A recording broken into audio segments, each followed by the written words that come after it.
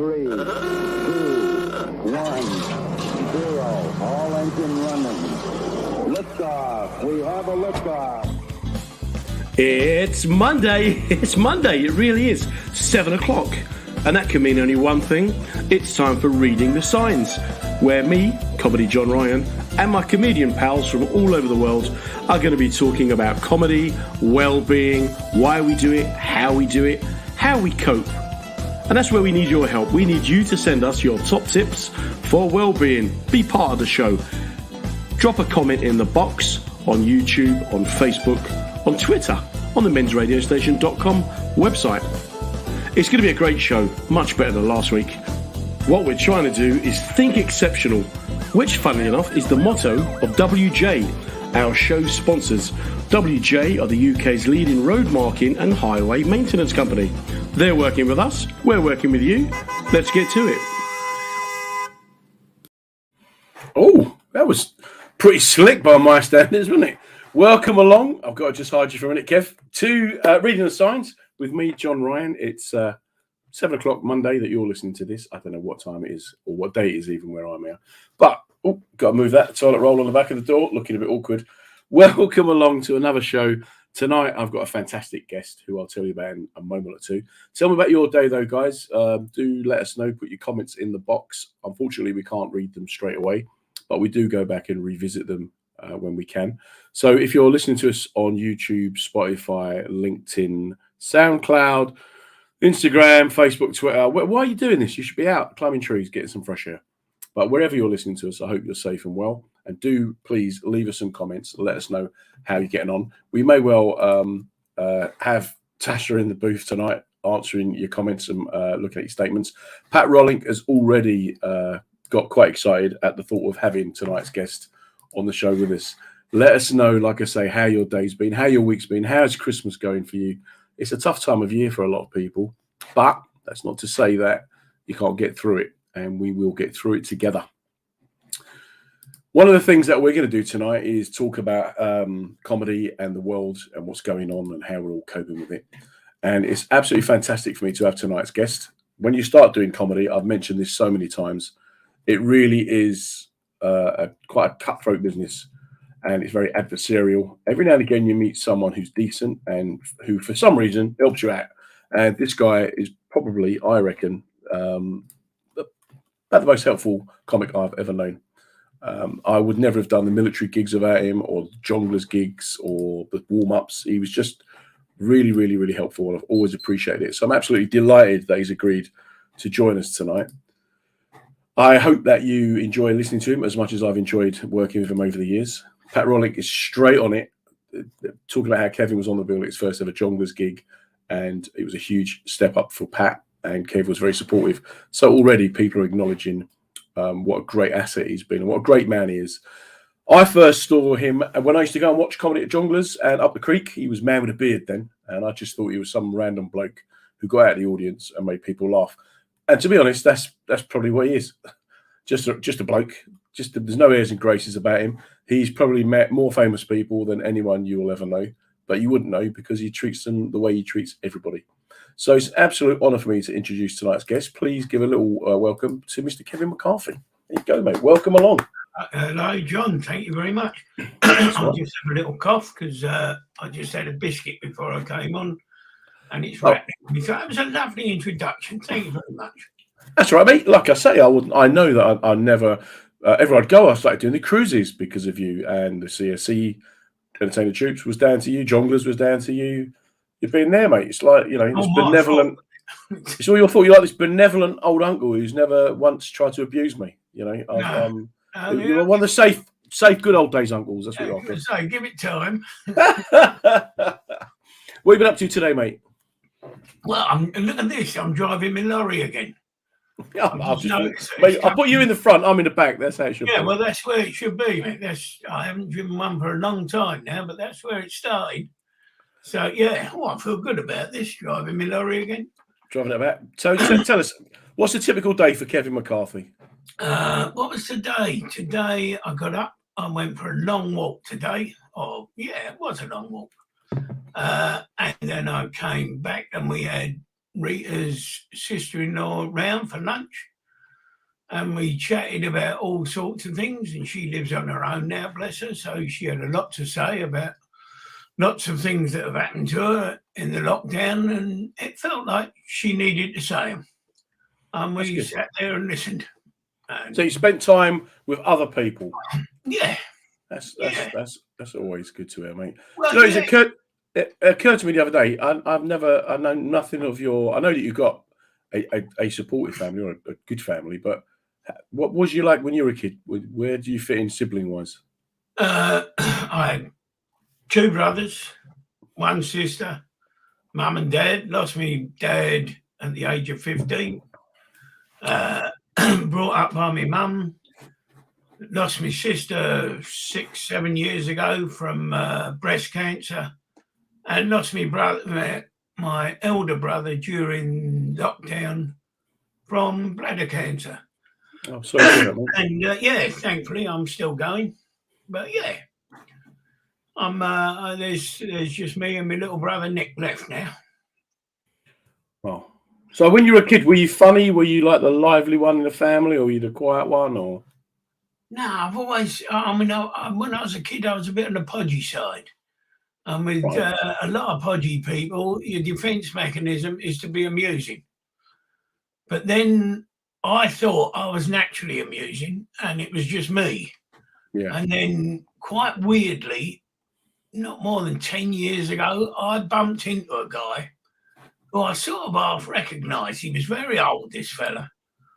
And suddenly his name was Charlie. And I said, Charlie, did you ever have a breakdown company, like, picking up cars and stuff? And he said, yeah, Charlie Senior, his name was. And he just looked at me and he said, yeah, you're Mac's son, aren't you? Which is what my dad was known as. I said, yeah, how did you guess that? He said, same sense of humour. So my sense of humour was actually inherited without me knowing it. But because I lost my dad early, I never really got the chance to find out, Yeah. Were you the funny one of the siblings though, or have you got a funnier brother? Or yeah, we were all quite amusing. His sister was very funny. My elder brother he did a bit of playing the guitar and singing and was funny in between. I mean, little brother likes to think he's funny, but no, he's not. Bless. Would you say that growing up you were a happy person? Yeah. Yeah, I was. Again, that's quite strange because, like you kind of, I mentioned it in the intro and that I've mentioned it a few times over the week. Comedians, generally speaking, are so dysfunctional. One of the things I always loved about you was that you just seemed like a pretty normal bloke. You have your tea. My first ever weekend trip away was to Exeter with you. And maybe you're just going to have a bag of chips. I thought, okay, so he's very showbiz. Yeah. I rumbled into this purely by mistake, and up until then, I'd had a pretty, I'd not a strange life, but I'd left school to be. My mum wanted me to be a bank manager. I think I lasted a fortnight with Barclays, and went on to Burma Castrol Oil Company, where I lasted another fortnight and decided offices weren't for me. So I ended up working for Hertz Truck Rental. All right. And worked with them for a while. And then when I got bored with that, so they realised I was getting bored and they put me on the job of going abroad and picking up trucks that people had basically nicked. So I used to fly to some strange places and just take photographs of trucks they had nicked, and all that was left was the chassis. And they'd taken all the wheels and the cab and everything else had gone. And then from then I went on to truck driving. From then I wandered around the world, and I went on holiday to New York for a week and came back 5.5 years later. What happened there then? Did you lose your passport? Bundled along, Well, I'd been driving. I started a little firm with twin wheel transit vans in the East End. Big trucks used to come into London with beer and wines and spirits, put them in the bonded warehouses at London Bridge or over in Pennington Street in the East End, and then our little firm would take them out of the warehouses and deliver them to the restaurants around London. And I started getting a bit bored with it. And one morning I was going through the Blackwall Tunnel and somebody on a motorbike overtook me at 8 zillion miles an hour and went straight into the wall in front of me and killed himself stone dead. Bless his heart. So I sat there watching the aftermath of this for an awful long time and decided it was time to stop doing what I was doing. And a mate of mine had said, look, I'm going over to New York. He worked in New York. Would I like to go over just for a holiday? So I said, yeah, I'll come over for a week. And I just kept going. I like New York. So I thought, I wonder what other parts of America are like. So I got to drive. If you went for a week, were you not there illegally? Is this a confession, Kev? No, yes, I was there. Well, yeah, quite a bit illegally, actually. I mean, I wasn't illegally to start with, but I certainly finished up illegally. And I went, it was quite hard to get into America then, and you had to prove that you had money, and I hadn't got any. So I had $1,000 worth of American Express travelers checks, which wasn't enough to enter the States. So just before I left, I lost them. And they replaced them, and I still had the originals. And of course, the people that I showed them to in America didn't know that the first lot were useless. So they said, "Oh yeah, you got $2,000. You can come in." Wow! I got in, burnt the dodgy ones, and carried on in America. And got little jobs out there by using my mum's Aylesbury phone number as my national insurance number over there. That's hilarious. Yeah, it was good fun, though. Do you not worry, though, that now with all the technology we've got available that you'll get a knock on the door? No. What do I care now? They've just extradited Julian Assange. You could be the next one, mate. Yeah, I could be. But I'd have to, I haven't got the blonde hair and I can't speak Swedish. So I really don't know what I'd do, to be honest.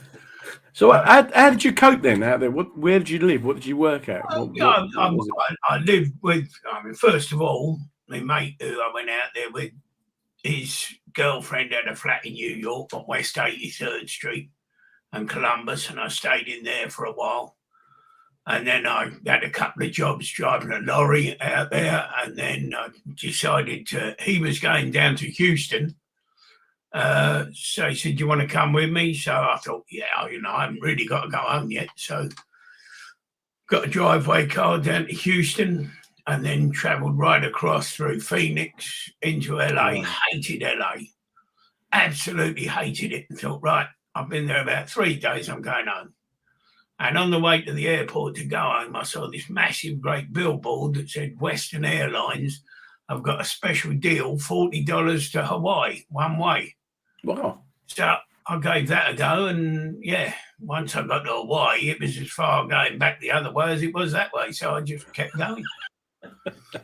I just, I kept in touch with my mum. I think in 5.5 years, I sent her 3 blueies, the old mail letters, and wandered down, got to Australia, loved Australia, got thrown out of there in the end because I stayed. How long was you in Australia for?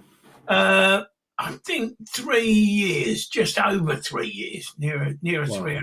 But then I was on a working holiday visa, and you could stay in a state for 6 months, and then you had to move to another state to renew your visa to prove you were working around Australia to see it. That was the idea of the visa. And I ran out of state, so I was in Perth, and I went and begged and borrowed. I said, "Look, I want to stay here," and he said, "No," he said, "I'm sorry, you've run out of time." He said, "All we need here, if you wanted to apply," he said, "is welders and nurses, and you'd have to go out of Australia to apply." Okay. I tried my luck, and I went back the next morning in a nurse's uniform with a welding helmet on me. They still kept me out. So Weren't having you. No, but then I would never have met my wife. So Where did you meet her? I lived at one end of the street, and she lived at the other end of the street. Well, so you travelled the world and ended up the love of your life was 12 doors away. Well, not quite 12, 14, I think it was. And she used to walk past the house, and I used to think, I would. And then I met her, and we just. And you did. You know, did, mate. yeah. Regularly. And we've now been married for quite a long time. I couldn't tell you how long.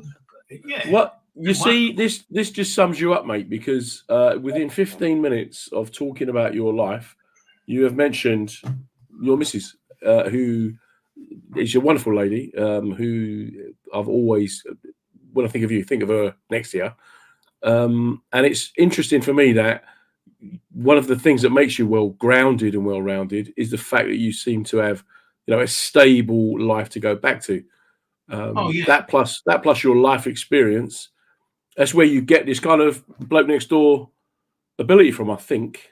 Yeah, it's got me into trouble though. The life experience bit has a few times. I remember doing, as with you, CSE work where you're in some fairly iffy parts of the world, and the problem with me travelling around the world when I did, it was a bit iffy. I mean, I don't know if you've seen that program, The Serpent.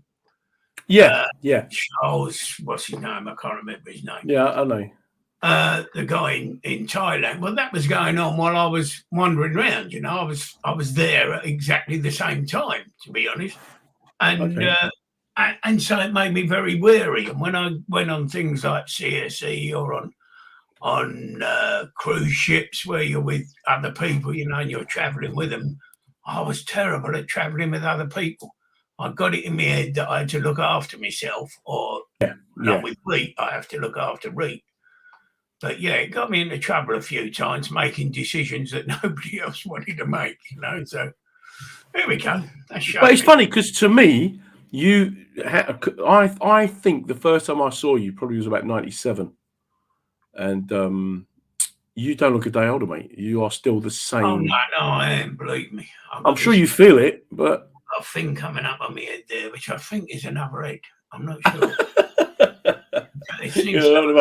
So then tell us all about how the man with a beard came about. Well, that was, I've got this mate, Mickey Rutherford, who's a very well-known motoring journalist, and we've always been mates. And he said to me one day, rang me up and he said, I've found this wonderful alternative comedy club.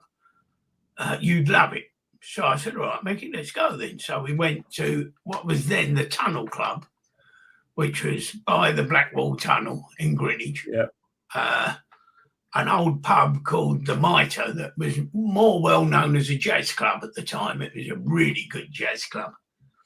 And on a Sunday night, this bloke, Malcolm Hardy, would take it over as a comedy club. And I went and watched it. I thought, yeah, that was funny. And they used to have open mic spots, like somebody would get up and do a minute, 2 minutes, usually quite a lot shorter in the Tunnel Club because they were a very harsh audience. And Malcolm got on stage and said, look, I've only got 2 open spots tonight. Who wants to give it a go? And my mate, Mickey Rutherford, banged me like this on the shoulder, and Malcolm noticed it. He said, well, come on in. And I got up and I did 2 minutes and I sat down again, and unbeknown to me, I'd really done quite well because normally first time up as an open spot, 10 seconds was pushing it up. And then I went back. I loved the place, and I told my sister about it, and she came back with me the next time I went about 6 weeks later. And this time, Malcolm, the guy on the stage, recognised me and said, oh, I need another open spot. What about you, the man with the beard? Okay. So I said, yeah, all right. I got up, I did another 2 minutes, and it went okay. And then, without me knowing, about 3 weeks later, the Sun newspaper ran a sort of audition page for Opportunity Knocks, and my sister filled it in and sent it off, and I got on. I was offered, I did 2 auditions first. It didn't go that well, to be honest. In fact, the second one, I thought that was the end of my career altogether. The first one, I lasted 19 seconds. I had to go up to the Riverside Studios in Hammersmith. And I lasted 19 seconds, and they said, right, thank you. But I'd parked my 40-foot truck outside at the time, and I had the seriously. All right. So I went home, and then they sent me a recall.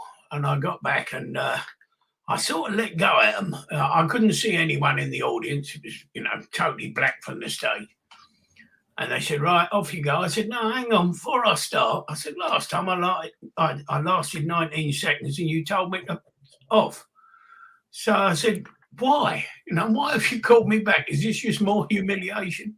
And I heard this laugh that I recognised in the background, which turned out to be Bob Monkhouse.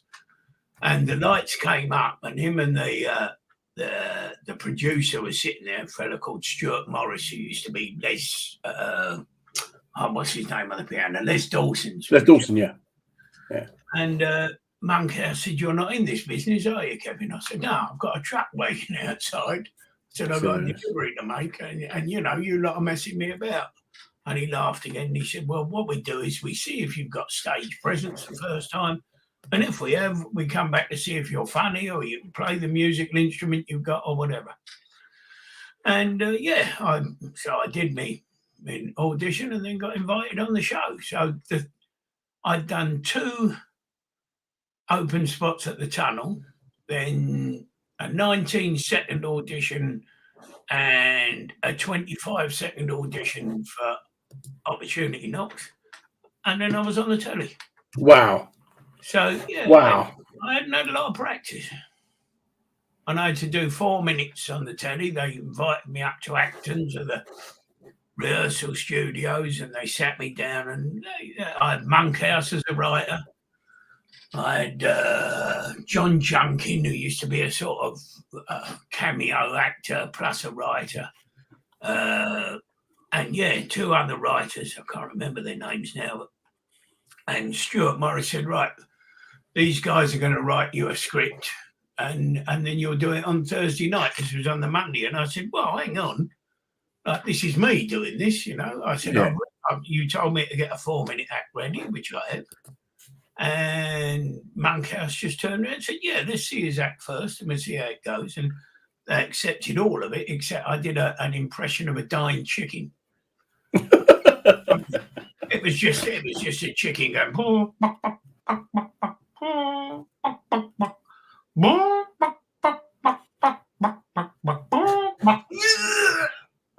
Yep. And I said, yeah, you can't strangle chickens on prime time. Hilarious. That was out. That is hilarious, mate.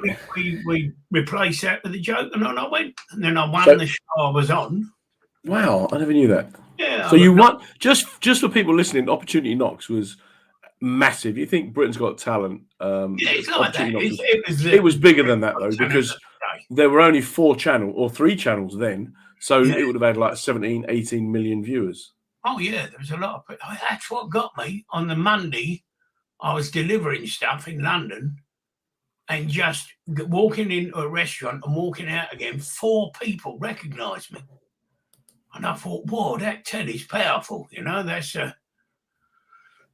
And then, I carried on doing the work on the trucks and became a comedian at the same time. But by mistake. The whole thing's been one great big blunder. I never wanted to be a comic. It just happened. Yeah, and I've had a wonderful time.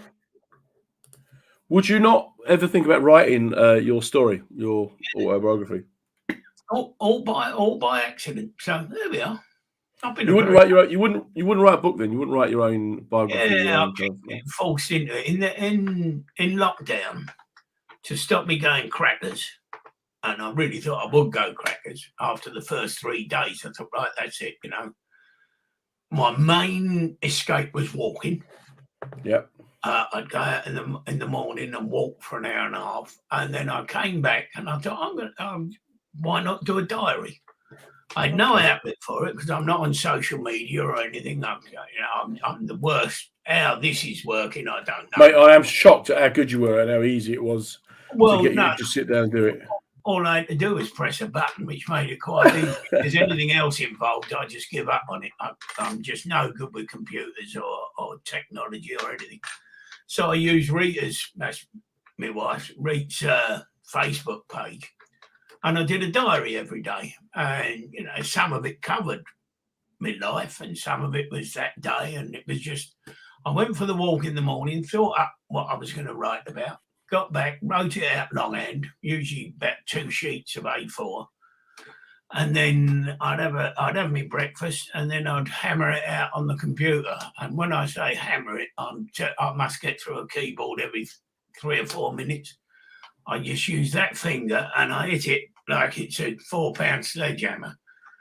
Wow. And that is me typing like that slow. But that turned out to be a perfect speed in that what I'd written longhand, I could then edit as I went along. And yeah, it turned out, I mean, I couldn't believe when I said I finished it after 90 days, because that was about the lockdown. Yeah. And I said the day before I was going to finish it, and his computer filled up with people who said, "Oh, don't finish, we have had lunch to this," and all this sort of thing. Yeah. And it made me realise how powerful this social media lark was. Yeah. But two, it got me into writing, and everybody on it was saying, "Right, when are you going to write the book about your life?" Because it's been quite, I don't realise how interesting it's been, because it's just been. Yeah, I tell you why you don't realise, because you're like a calm island in a sea of crazy. So even like I watched you comparing once I think it was Jongler's bow, and it was just a riot, and you literally went out on stage and you just stood there, you didn't even open your mouth.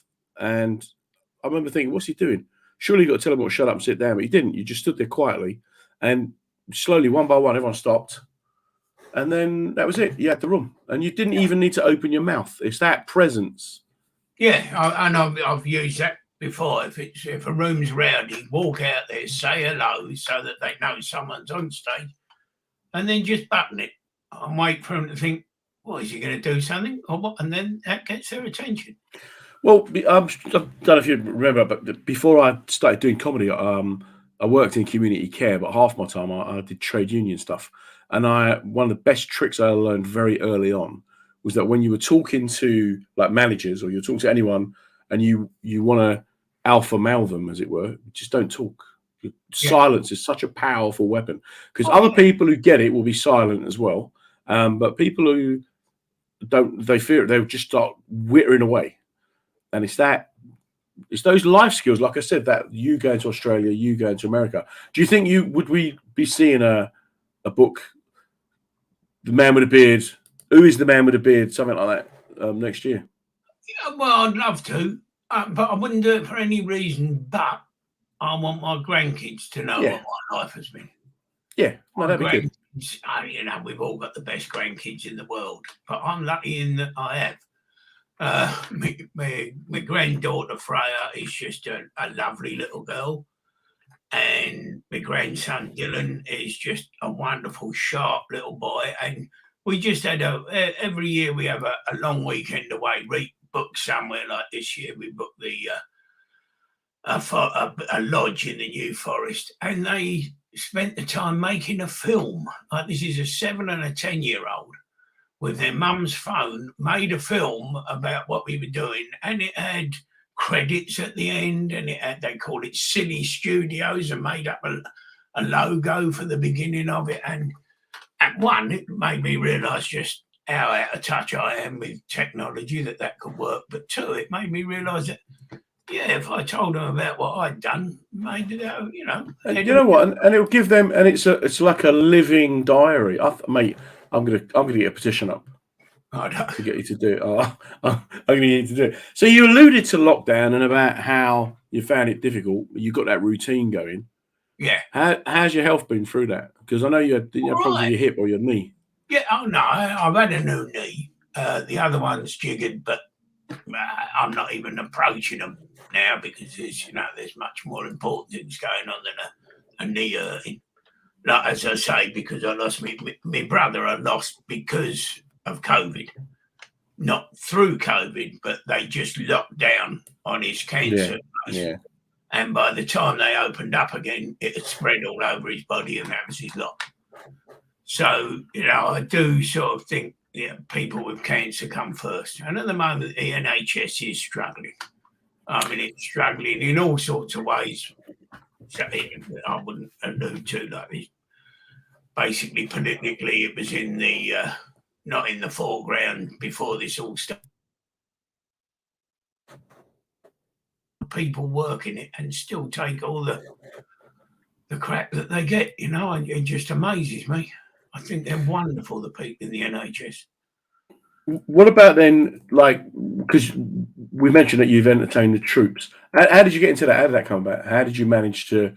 Because you were a bit older when you started doing stand-up, weren't you? You weren't like a teenager. Yeah, I was 35, and the first CSEs I did were, I mean, the people who do CSE now, as I do, well, they weren't around when they first did it. It was a guy called Richard someone. I can't remember his full name, but he was like an ex-RAF pilot, old chap, all this sort of thing. And he was then a presenter for BFBS and all the forces radio and stuff. And he saw me and asked me to go up and I did gigs in Saxford, up in the Shetlands, and then I did one in Benbecula in the Outer Hebrides, and that's what CSE were doing then. And then CSE sort of became a charity that only did work in war zones. The one that really took me by surprise was Cyprus. I couldn't believe that because of the green line there, that's still a war zone, but no, it was, so that's how I got into that. And then I'm not sure how I got back into them again. There was probably 6 or 7 years between the first time I did CSE and the second time. And they took me to the Falklands, and a lady who you know as well as I do was in charge, and I went on and compared, and we were in the Gull and Penguin, the bar down there. Yep, okay. Which can be raucous, to say the least. You fight your way in and you fight your way out. And before I came off, I'd had to wing it all the way through. And she, bless her, she walked up to me. She said, "I didn't realise how good you were at this," which was really nice.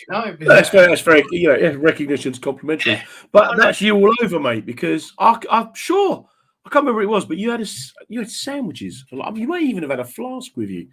It's just going to work. I know that when you did the Jules Holland warm ups, when you couldn't do them and you kindly put me up for them.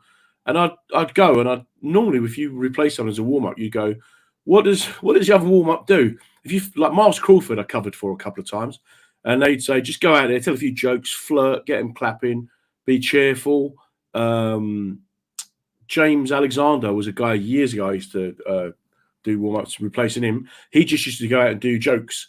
But when it was you, I'd say, what does Kev do? And they went, well, he's just Kev. I'm like, what does that mean? What are you giving to go on? Well, he's just himself, really. Just go out and. I love to have a natter with people. Just get a chat to him. I just love to, and the joy was I was sort of when I first did Jules Holland, which is I did it for 16 years. So the first couple of weeks I did it, I'd got it through Malcolm Hardy. And okay. Jules had asked him if I'd be interested in it because they'd been getting through a warm-up a week because nobody liked it. And it was, as you know, it's a tough old gig. It's in the round, so you've got people behind you, in front of you, and they're interested in the musicians more than basically, just to explain, the warm-up goes on before a show's made, and it just gets the crowd G'd up a bit. And normally there's an audience in front of you. They've come to see a comedy show, so you do comedy, you meet them halfway, and very often the warm-up then gets to be a guest on the show or gets a chance or gets to meet TV people. But with the Jules Holland one, it was literally you're standing in the middle of a square, people in four corners who've come to see the music, who aren't particularly interested in jokes or laughing. But I would literally go, who came on Central Line? Did you notice it was stuck at Hammersmith? And they would go, yeah. And it was just like you say, have a chat. And after every one that I did, I'd always go, is that all right? And they went, well, you're coming back in, yeah? Then, yeah, you'll be fine. Yeah. I know. It was like that. I mean, the first ones I did were awful. And I just turned to Jules and I said, mate, do you mind if I talk to the bands beforehand? He said, okay. Do what you like. So I then brought the bands into it. And that meant that I was now the sort of link between the bands and the show. Yeah. And and I ended up with... I really did end up with some very, very famous mates out of it. You know, people who are still keep in touch with now and again. You know, it's Well, that's what interested me was that I can always remember one week I'm having a conversation with Paul McCarthy, and how bizarre is my life that the day before I was at Tesco's bringing back a toaster, and then 24 hours later I'm having a chat with Paul McCartney. It's like wow, it's wow. That's actually one of my favourite photos that I've got. It's of me chatting to Paul McCartney with Kylie Minogue draped over my shoulder. Brilliant. Just brilliant. Thankfully, it didn't show the half a mongrel I had on at the time. And then how did the cruise ships come about then? Because again, yourself, Jeff Stevenson's another guy who I kind of looked at and thought, I like what these guys do. Rudy Liquid was a bit like it, where I'd go, I like the work that you guys get, right? Yeah. I like the work you guys get. And then I remember Jeff saying to me, oh yeah, you do well on the cruise ships. I'm like, and I was like, really? Me? And then next thing you know, you put me forward and I'm on there. And I'm 17 years later, still on there. Yeah, exactly. Well, I mean, I've come off because I don't want to travel so much anymore. That's fair enough. As you know, we recently lost a mate on there. And I would hate for that to happen. You know, like I really would. And plus, I had 1 week, right, where I got on a plane to go to Barbados. They only wanted me on there for 3 days. So they flew me from Gatwick to Barbados. I got on the ship. I was on the ship for 2 days. We were sailing past Dominica. They took me off the ship onto on one of their little lifeboats, took me to the shore where a taxi took me through the rainforest for 2.5 hours, put me on a 3-seater plane, which then took me to Antigua, where I changed to another plane to Barbados, onto a Virgin flight that was delayed for 9 hours. So got into Gatwick in time for me to get the National Express bus round to Heathrow, where a flight was booked for me to go up to Manchester, where I had to get the Transpennine Express to Leeds. Well, and yeah. Didn't you do? Wasn't it you that did the Barbados to Gatwick via South Africa? Was that not you? No, I did. Charlotte, America, something like that. No, the most exciting one I did was much shorter than that. It was Gatwick to Mallorca, and it's a 1 hour 25-minute flight, and they forgot to book it. Brilliant. And I ended up taking 14.5 hours to get there. I went from Gatwick to Frankfurt. I went from Frankfurt to Munich. I went from Munich to Madrid. I went from Madrid to Barcelona, and I then went from Barcelona to Mallorca. Brilliant. Never been on so many planes in all my life. And I've been on some, like, with the CSE stuff, you get to fly lots of planes and things, but no, that was a long one. But yeah. What would you tell Kevin McCarthy, age 30? What would you say to him if you met him before he started the comedy and he's happy driving lorries around? Hang on in there, son. It's going to get exciting. Would you have regrets? Would you have wished that you hadn't done so much traveling, or? No, not at all.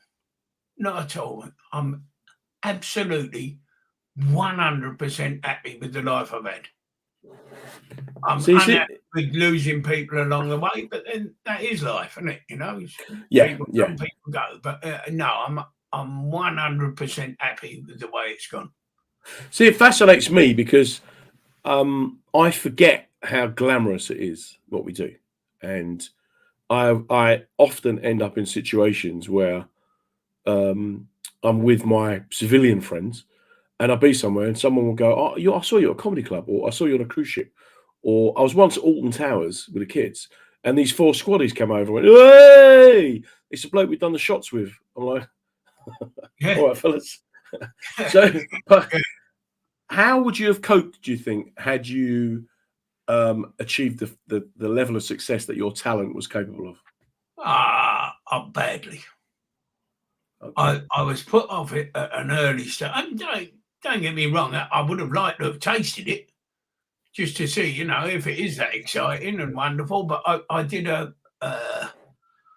I supported Joe Brand on a tour of Ireland. Okay. And we flew out of Stansted on Ryanair when Ryanair, I think it was a paper plane they sent over. It was, yeah. Joe hated flying, so she was at the door with like 6 cigarettes in her mouth, like this, puffing away, bless her. She walked on the plane and just got clapped when she got on the plane because she was, it was when Joe was breaking then. But then we got to Ireland and we did 2 nights in Cork, and we were in a really nice hotel that was an old monastery.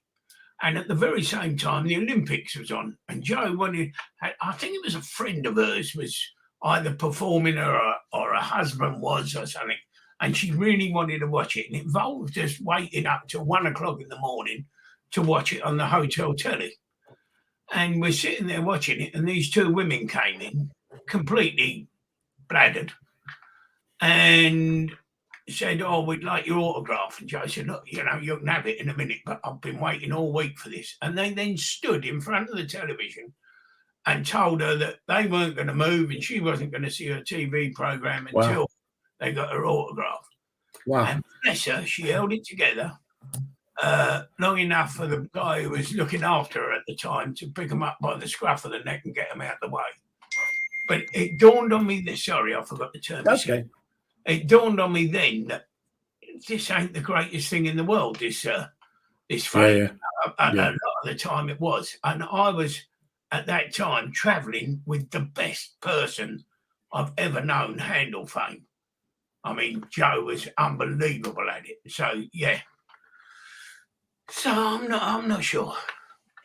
But it's got to be really difficult because the pressures, like you say, the travelling, especially if you're away from your partner, then you're on your own. And we go from, like, I literally have to switch from, give me my choice of what I'll do tomorrow. I'll hang out with the missus and the kids. I'll be more than happy to do that.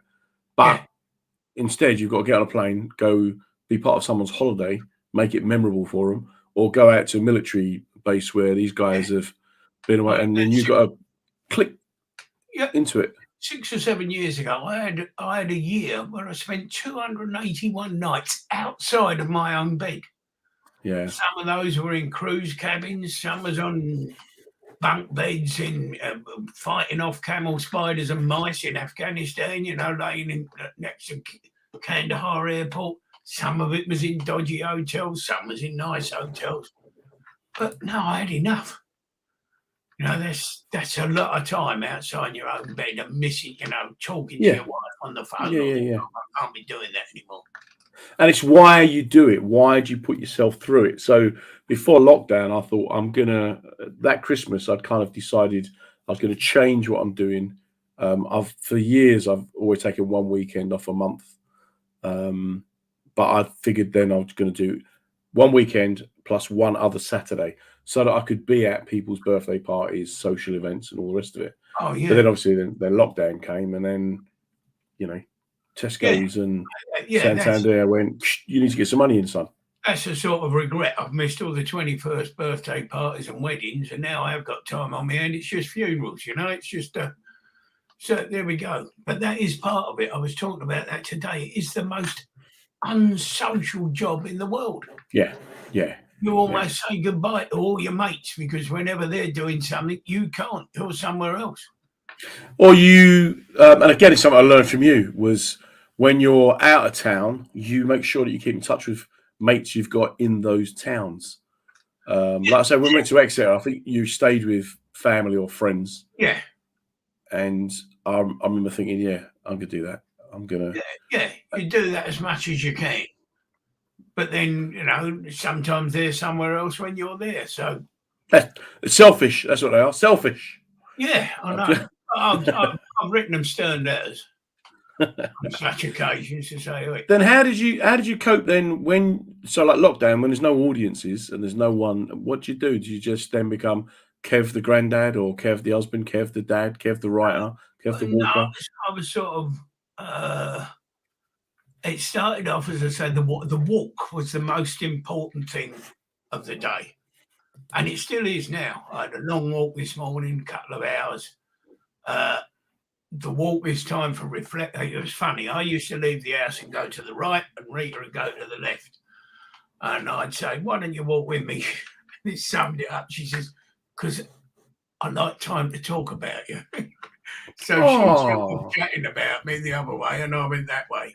But the walk was important, and after the walk came the diary, and then I don't know why it was. On the walks, I started noticing that there was just pallets everywhere, builders' pallets, Yeah. And I thought, I tell you what, I could make a nice planter for the garden out of one of them. So I went out in the car, picked a couple of them up, and people were throwing them at me because they don't want them. Yeah. And I made a planter and I put it outside the house. And from that, I got orders for other planters from the neighbours. Oh, yeah, we'd like one of them. And then I ended up doing planters and garden furniture and all sorts. And yeah, it filled my day. Well, I mean, thankfully, we had such marvellous weather. I was standing out in the garden, knocking out planters and, all manner of things and just keeping my head going that way. So, you're a natural leader, and now you've become a carpenter, and you're growing the beard. I'm telling you, it's how Jesus started, mate. You could be able to say it. That's where it all went. What's the plans for the future? What are you going to do for the next 20 years?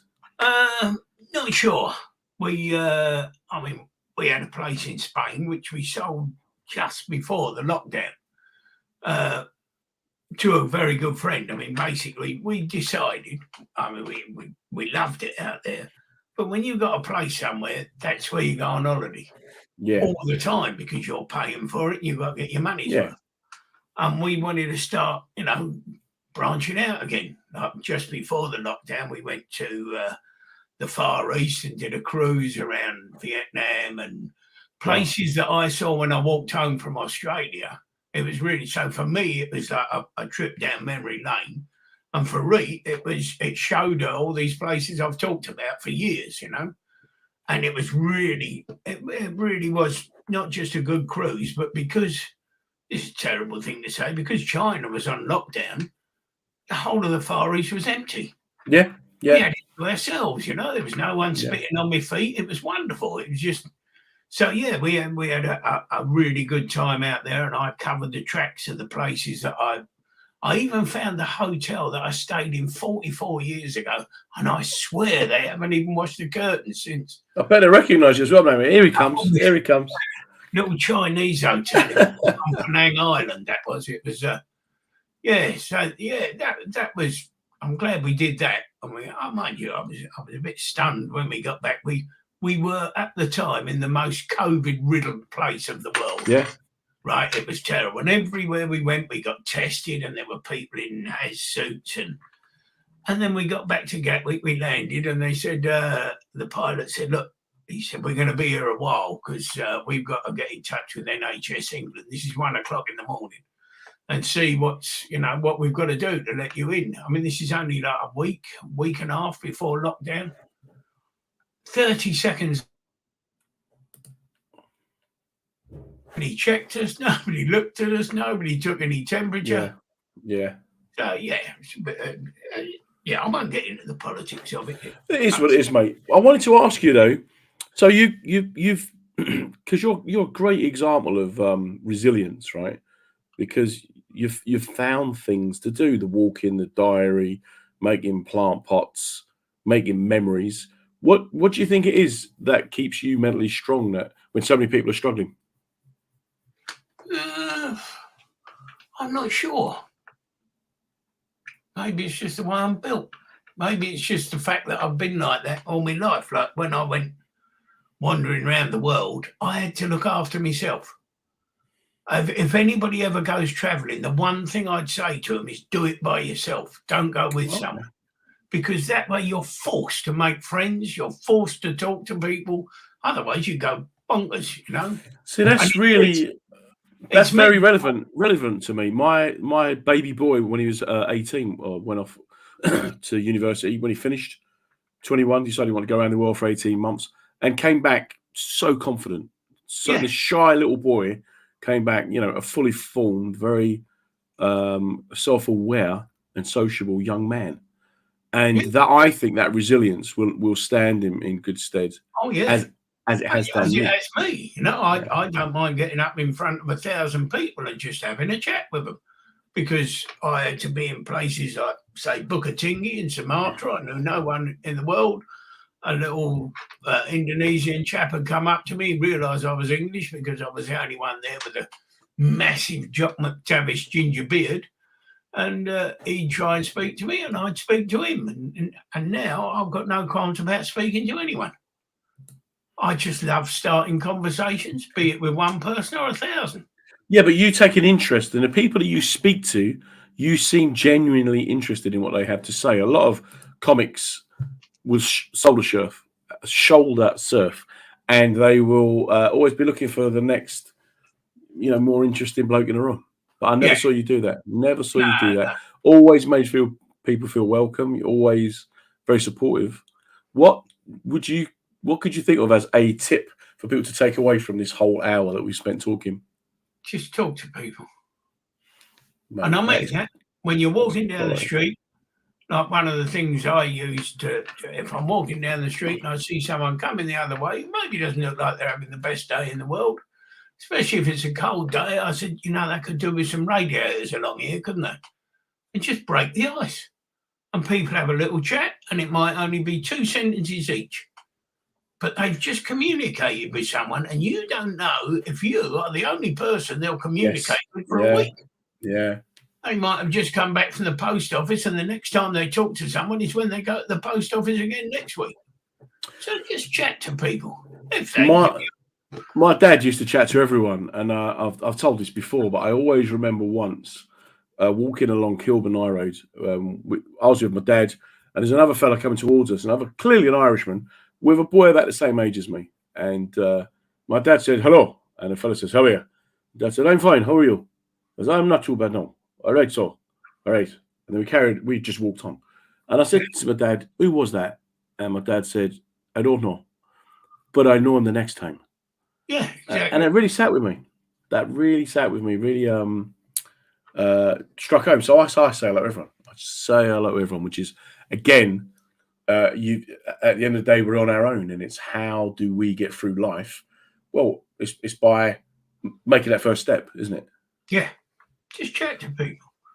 So apart from the book you're about to write, Kev, what have we got to look forward to? What's next? Just plodding along. We bought a little caravan in lockdown. Brilliant. Because we used to have a motorhome that we toured all over Europe in, and we got rid of that because basically it had a problem with its emissions. It was an old diesel engine, and every time we got anywhere near a city anywhere in Europe, they charged us about 8 million quid just to drive through it. So we got rid of that. And at the beginning of lockdown, we thought the only safe way at the moment to have holiday is going to be like to sit in the middle of a field. So we bought a caravan. And we've just had a wonderful time with it. We found really nice sites. We got a place down in that we go to a lot down near Dover, a little place called Kingsdown, between Dover and Deal. And it's just got a 180-degree view of the channel, and you see the ferries going one way and the shipping traffic going the other. And all sorts going on. And you just sit there and chill and take it all in, and Spitfires go over the top, charging people $5,000 a time to fly along the. It's nice, mate.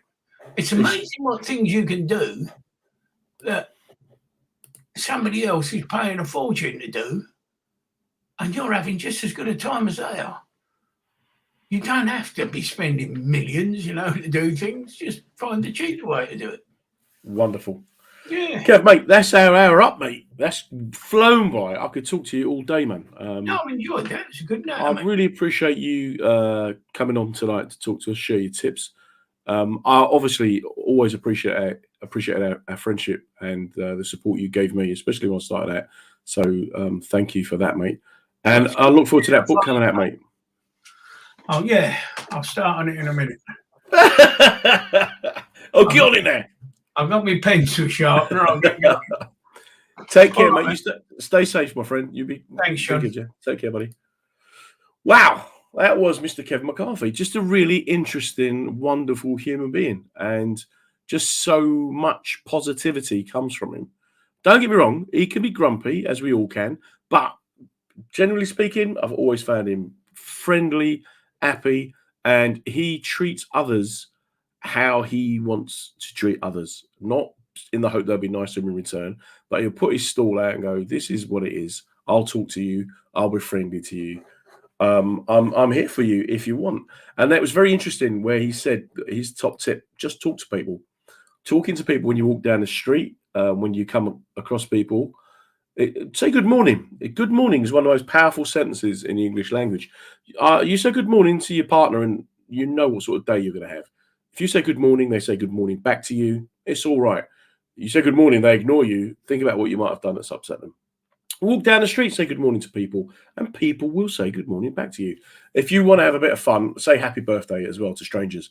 They'll look at you either confused or it will be their birthday. Freaks them out. It's great to see the lovely look on their face. As always, I thank WJ, our show sponsors, the UK's leading road marking specialists. I would ask people, do have a look at our social media accounts and give us likes and follows and all that stuff, you know, like kind of young nonsense. But really, nothing beats a good old chinwag. Make the effort. If you're struggling, don't forget you're not struggling on your own. There are places where you can go and you can get help. Time to Change and Mind are fantastic. People are having a really tough time at the moment, and it doesn't have to be that tough. So if you're struggling and you're able to reach out and ask for help, do so. But if you can't, then let's hope that those of us who are in a good place will recognize that you're in trouble, and we'll maybe reach out and just put a hand on your shoulder or under your elbow. It's difficult to know how to approach people sometimes when they're having a tough time. But like Kev McCarthy's just said, just say hello. Hello. How you doing? Now, if they don't answer you, you can choose to walk off, or you can ask why they're not answering me. We're all giving away clues to how we're getting on in life all the time. How we're dressed. Are we unshaven? Are we clean? Do we smell all right? If we don't, rather than shunning us, maybe someone should go, what is going on in your world, mate? Is there anything I can do to help? Because there's a great old saying, isn't there? If you're not part of the solution, you're part of the problem. Have a little think about the top tips that we give out every week. Just picking some out at random. A soul who talked brilliantly about his struggles with life and about how he thought about ending it. He said, don't bottle it up. Do not bottle it up. Battle it out. Life isn't always easy. Wilson, of course, complete opposite end of the spectrum, young, physically healthy, said, yeah, sort your physical health out. You're never going to be mentally in a good place if you are not physically well. Now, it doesn't mean you've got to be built like Arnold Schwarzenegger and go to the gym, but it does mean that you need to go and get yourself checked. If you go to the doctors, get yourself an appointment. A simple blood test will find any little problems that you may have. Now, I know people say, oh, you can't get a doctor's appointment at the moment. But if it was for your kid, you would get it. And men in particular are terrible at putting ourselves first and taking care of us. The most important statistic that you'll ever learn, that you will ever need to know. It's quite a simple one. If you're in trouble, 100% of the most important people in your life are in trouble. Now, don't think that it can't happen to you, because that's one of the biggest mistakes that anyone will ever make. Tonight we've had Kevin McCarthy on, and I will leave this last comment up from Paul Wright, who has got so much respect for Kev. Kev, he's already saying we need the book, mate, and he'll sign the petition to get it. So already, look, there's 2 copies you've sold without even putting pen to paper, mate. How great are you? I hope that everyone is going to be well and that you will stay safe. This COVID thing, it's not going to go away for a while. Whether it's real or not, something is out there and it's hurting people. So do stay safe. Take care. Enjoy each moment if you can. We will be here next Monday, as we are every Monday at 7 o'clock. In the meantime, do tune into the mensradiostation.com and the womensradiostation.com. Be good. Well, that's the end of another episode of Reading the Signs with me, Comedy John Ryan. We're here every Monday night at 7 p.m. talking with comedians about mental wellness, mental well-being, and just trying to get the conversation going.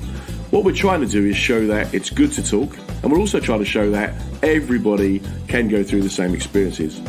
A massive thank you to the WJ Group who sponsored the show, showing their commitment not just to mental well-being, but also to reaching as broad an audience as possible.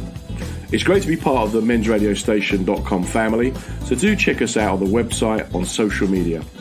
We'll be back next Monday. You take care. Stay safe, everybody.